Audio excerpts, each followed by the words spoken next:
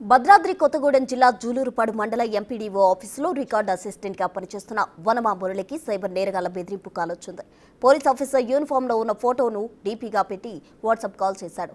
వనమా సాయి కుమార్ మీ అబ్బాయే కదా అంటూ కాల్ స్టార్ట్ చేశారు. దానికి మురళి అవును అని చెప్పారు. మీ అబ్బాయి రేపు కేసులో ఇరుక్కున్నాడు, ఇక మీరు వెంటనే ఢిల్లీకి రావాలని చెప్పారు.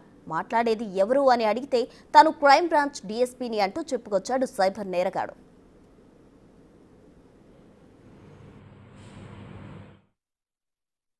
వాట్సాప్ కాల్ వచ్చింది.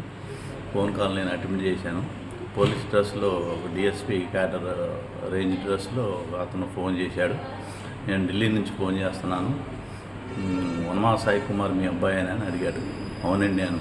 ఎందుకండి అంటే మీ వాడు రేప్ కేసులో ఇరుక్కున్నాడు, మీరు అర్జెంటుగా ఢిల్లీ రావాల్సి ఉంటుంది అన్నాడు.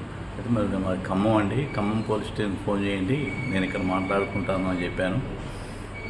లేదు ఎట్టి పరిస్థితుల్లో రావాలి మీరు, కేసు అది ఇదని డమ్డు అని హిందీలో గట్టిగా మాట్లాడండి.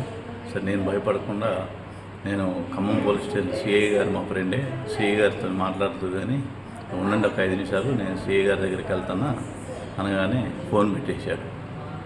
WhatsApp call.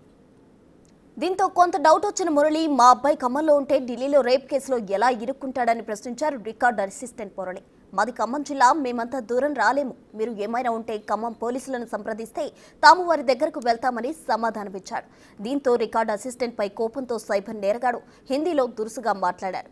తెలివిగా వ్యవహరించిన రికార్డ్ అసిస్టెంట్ ఖమ్మంలో ఓ పోలీస్ సిఐ మా మిత్రుడే, అతనితో మీరు మాట్లాడండి, ఒక 10 నిమిషాల్లో మీకు అక్కడికి వెళ్లి ఫోన్ చేస్తా అని చెప్పగానే సైబర్ కేటుగాలు ఫోన్ కట్ చేశారు. ఈ సిచ్యువేషన్ తెలివిగా హ్యాండిల్ చేసిన మురళిని పలువురు అభినందిస్తున్నారు.